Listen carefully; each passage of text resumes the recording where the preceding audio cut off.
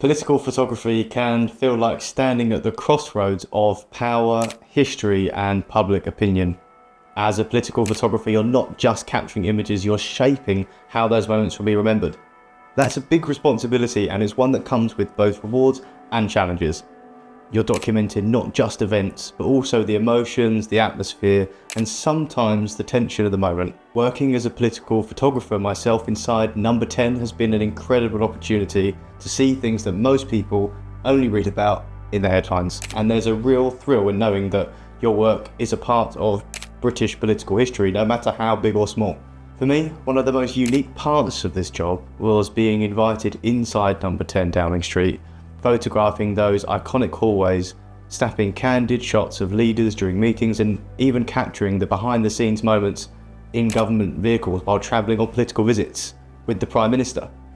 It's documentary-style photography at its most intense and intimate, and it's unlike anything else I've ever done before. Inside Number 10, there's a mix of grandeur and practicality. You're surrounded by history, yet it's also a working office. You're constantly on your toes, finding ways to be unobtrusive while still capturing the essence of the moment. On political visits, things can get even more unpredictable. Photographing from the back of a government vehicle, you're improvising in real time, jumping in and out and capturing those fleeting moments as they happen. I think for me, working inside Number 10 when I was photographing receptions was to fulfill the wishes of certain people that would come up to me and ask for a sneaky photograph on a certain piece of furniture or in front of a certain portrait of a previous leader or on the infamous staircase.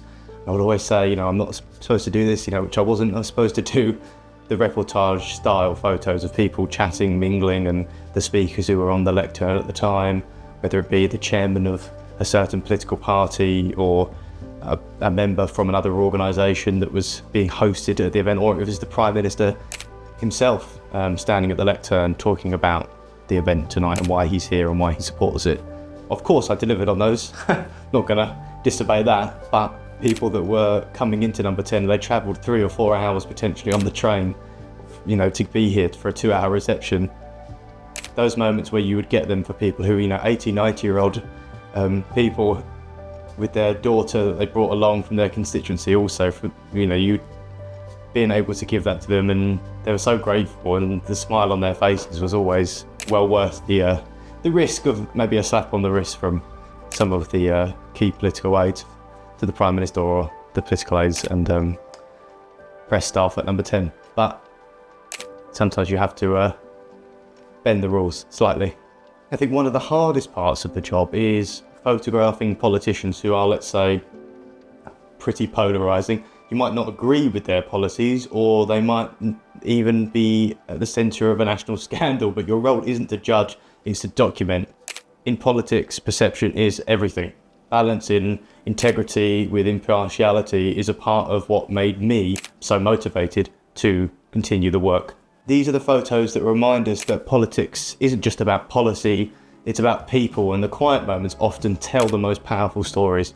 A leader's expression after a tough decision, a handshake that symbolises reconciliation, or even exhaustion at the end of a long day. These images humanise politics, showing us the vulnerabilities and triumphs that are often hidden behind the headlines. Once again, as someone who comes from a very different background than most politicians, I feel an immense sense of gratitude both to the medium of photography and to the opportunities it's given me. Through this craft and this camera that I'm speaking to you on now, I've managed to walk through the doors of Number 10, Number 11 and beyond, capturing moments I'd never dreamed I'd witness firsthand. Photography has been my key into this world, and for that I'll be forever thankful. People who know me would always ask, how do you photograph the people that you photograph? How can you photograph X? How can you photograph Y? How can you photograph Z? But I would always give the same response. It's me photographing someone doesn't mean that I agree with everything that they say in politics or that they say on a human level either.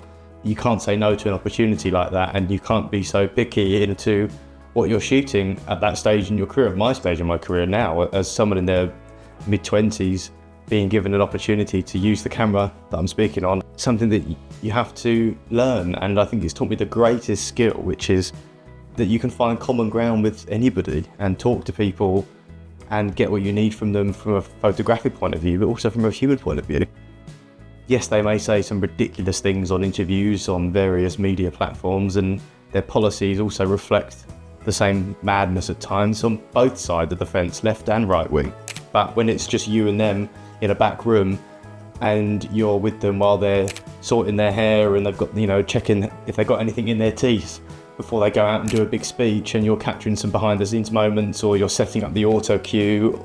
I think being with the people that you don't necessarily agree with all the time, I think it teaches you a lot about how to deal with situations that are difficult, because they've never met you before and they don't know your belief system, but you know everything about them, or so it seems, as how it is portrayed on the media, which is very strange going into a conversation with, I guess it's the same, with celebrities, politicians, and other famous influences and figures alike, really. But being able to put that aside and find common ground from a human perspective, photographic perspective aside, is something that I'll take with me in many avenues in life, really.